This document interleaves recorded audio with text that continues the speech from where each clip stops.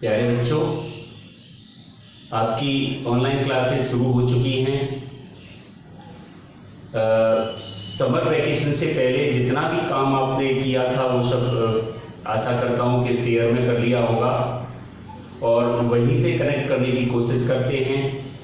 जैसा कि पहले आप पढ़ चुके हो 10th क्लास में सेक्शन बी इंग्लिश ग्रामर, उसमें रीऑर्डरिंग द सेंटेंस को करा चुके थे हम। उसके बाद चेंज द फॉलोइंग सेंटेंस को भी करा चुके थे।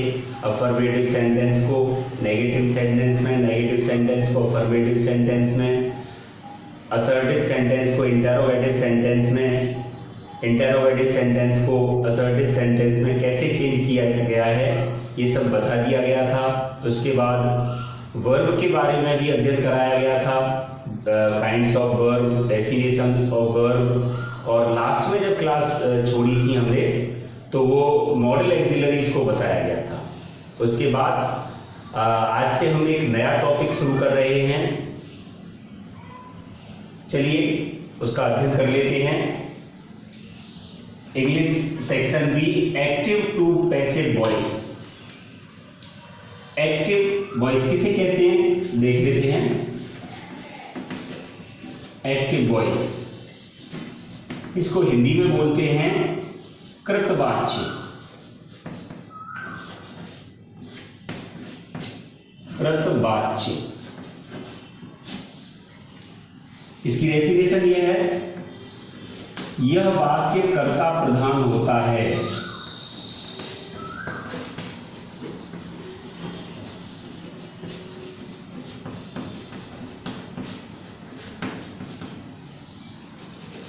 इस वाक्य में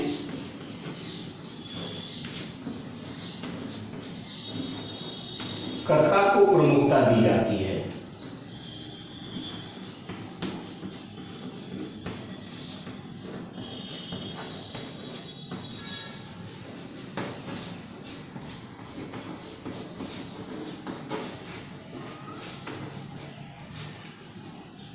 फॉर एग्जाम्पल, राम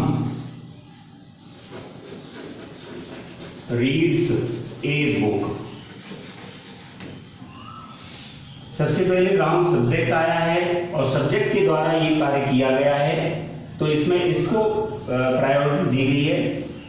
यह सब्जेक्ट है, कर्ता है वाक्य का, इसको प्रायोरिटी दी गई है, एक्टिव वॉइस का सेंटेंस है। दूसरा होता है पैसिव वॉइस।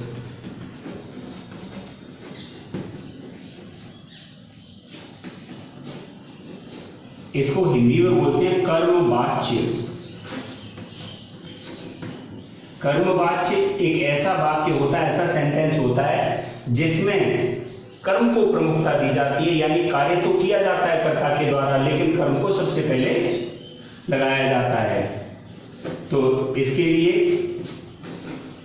यह वाक्य कर्म प्रधान होता है।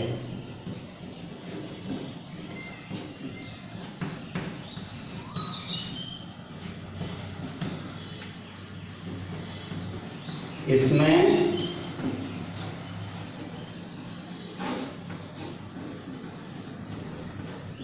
कर्म को प्रमुखता दी जाती है।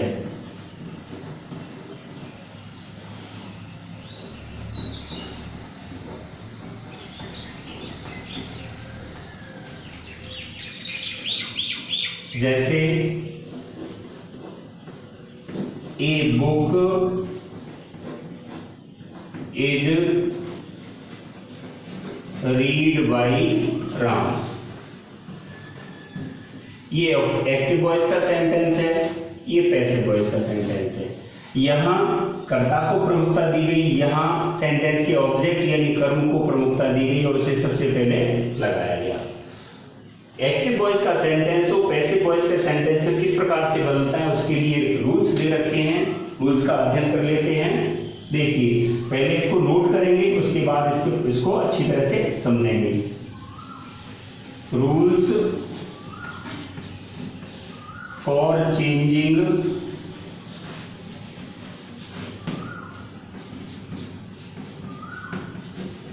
Active into passive voice, active voice से पैसिव वॉइस में बदलने के नियम। तो मुख्य रूप से 5 नियम हैं जिनका विस्तार पूर्वक हम अध्ययन कर लेंगे। सबसे पहला नियम है एक्टिव वॉइस के ऑब्जेक्ट को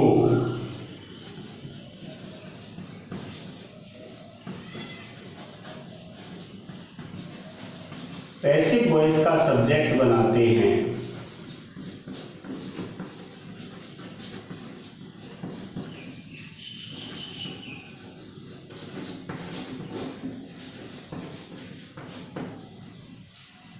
दूसरा,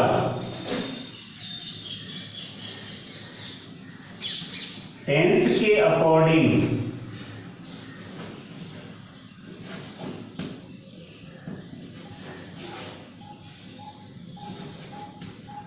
हेल्पिंग वर्ब लगाते हैं।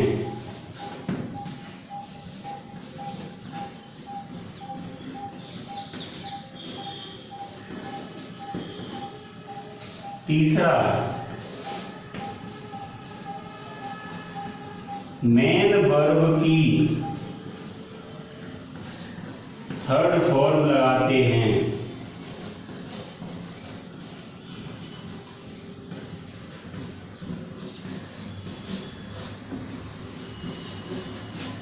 और चौथा,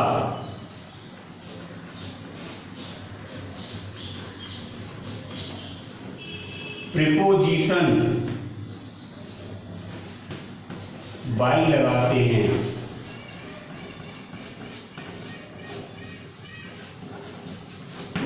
और पांचवा,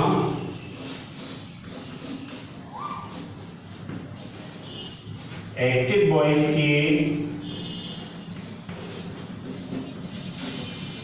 सब्जेक्ट को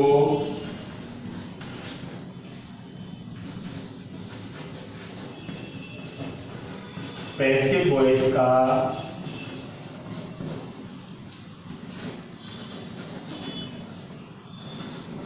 ऑब्जेक्ट बनाते हैं।